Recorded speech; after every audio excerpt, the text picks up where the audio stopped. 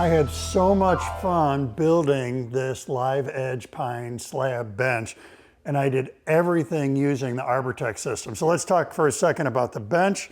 We've got a few cool things going on here. All the pieces came out of one tree. That was neat.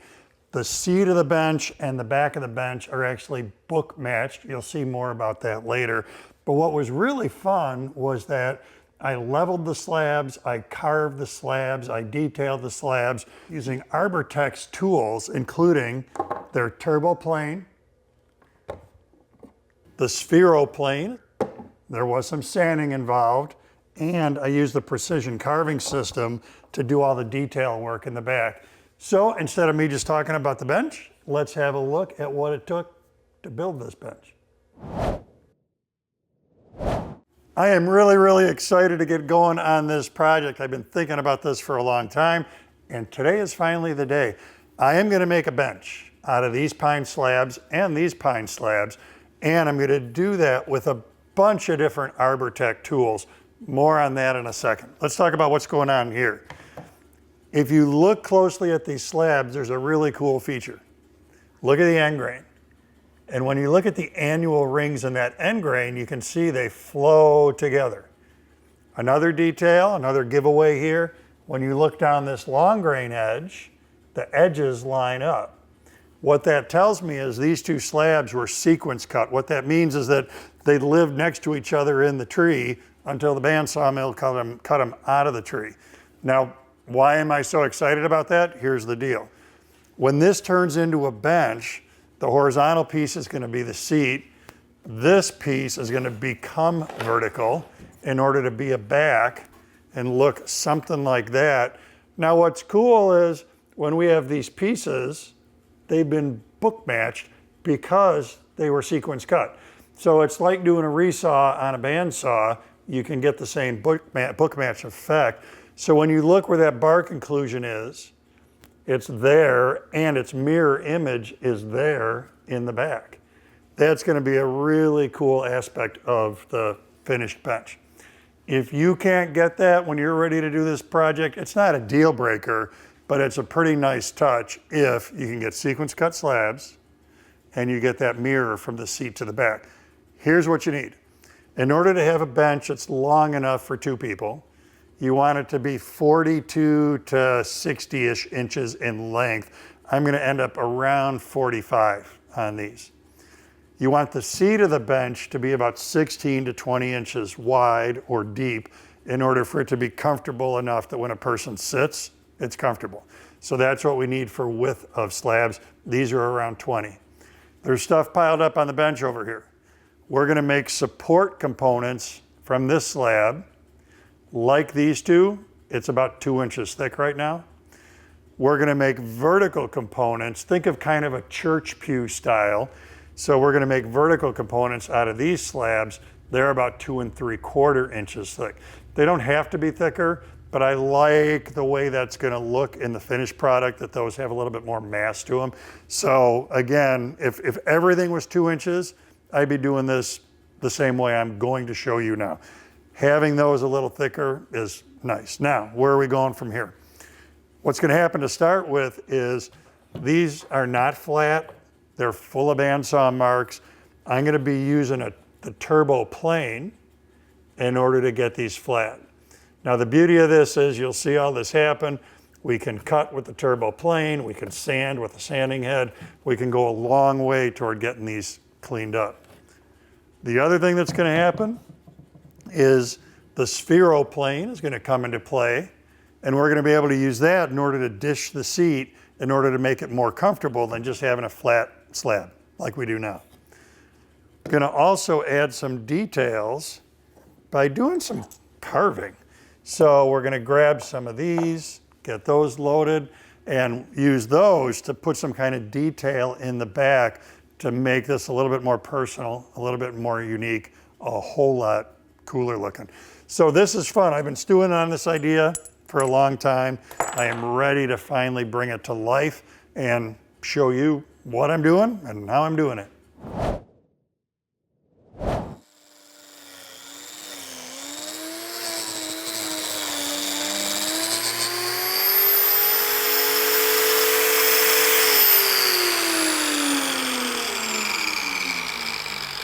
here's what's going on. I have in my hot little hands the turboplane set up in the power carving unit. The turboplane is an amazing cutter. In addition to the turboplane, there's a leveling shroud on the unit. Think of the leveling shroud as an outrigger. So when the leveling shroud is on there, just like the name implies, and I'm using it, the leveling shroud is preventing me from rocking back and forth like crazy and putting big digs into this. As I'm cutting and I'm removing material or I want to change what I'm doing, I can micro adjust in order to increase or decrease how much turboplane projects beyond the leveling shroud. So it's a very cool feature because it really lets you fine tune how much material you're taking off. It gives you really, really good control over what you're doing here.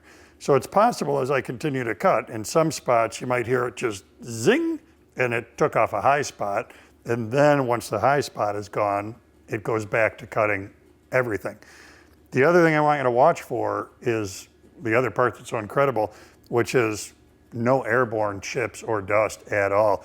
The dust extraction on this is really, really good, which is critical because we're gonna remove a lot of material here to clean up this slab and get it to look the way I want it to look. So back to what I was doing, which is cutting, cutting, cutting. Big gains already, got some more to go.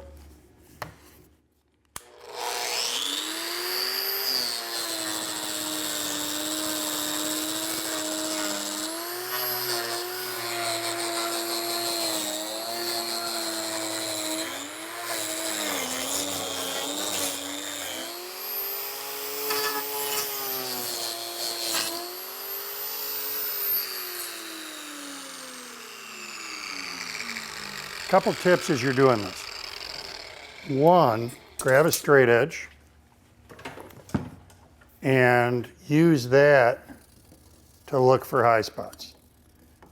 And when you find a high spot, then you can grab a pencil and mark it. So when you come back, you know, all right, I'm gonna hit there, I'm gonna hit there, I'm gonna hit there. Then I'm gonna check again to see that the high spots are down. The other thing is trying to track and make sure that you're consistently removing material. So when I get to this point where it's pretty flat, the high spots really are gone. If I make another pass, I want to make sure I consistently pass across the whole slab. Keep it flat. So to do that, I'm gonna, again, throw a pencil on here. I've done this a bunch of times already. Throw a pencil line on here. And now as I cut, what I'm trying to do is remove the pencil line. Once it's gone from here, then I'll move on. Once it's gone from here, then I'll move on until I'm all the way across.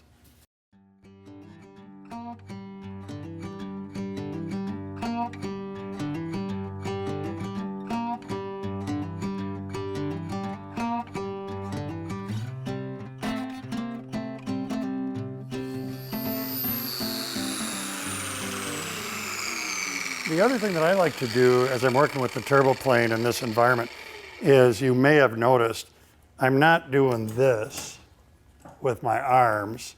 I'm locking my arms in place and I'm doing this with my body. And what I find is that that helps me keep the leveling shroud nice and flat on the work. It gets all of this stuff, being the tool, moving in a straight line back and forth, back and forth. So your arms are good for, you know, small finesse movements. We're making a pretty big movement here. And I don't want my ball joint in my shoulder to be like introducing a rock to this and taking it out of flat. So for me, that motion of locking my arms and doing this and this, I'm really going back and forth with my legs instead of just with my arms. Do this while you're turboplaning, do this to all the slabs and get them to this point. Then we can switch to the sander and clean this baby up. Once we're set with the turboplane, we're ready to do some sanding, and we can take advantage of the system here to make the sanding go really, really, really easily.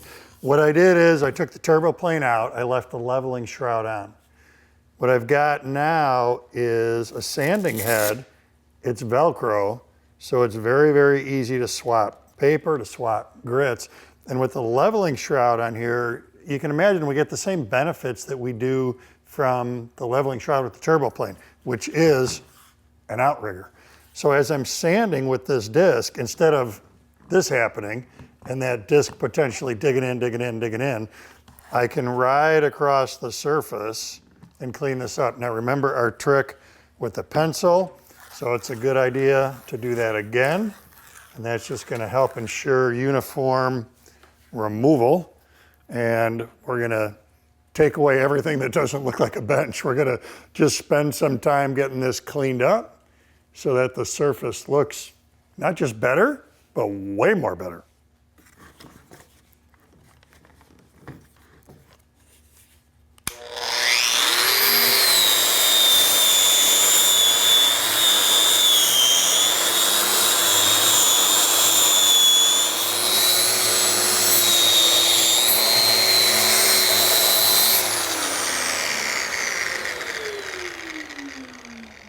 So a couple things. One, I'm running 80 grit.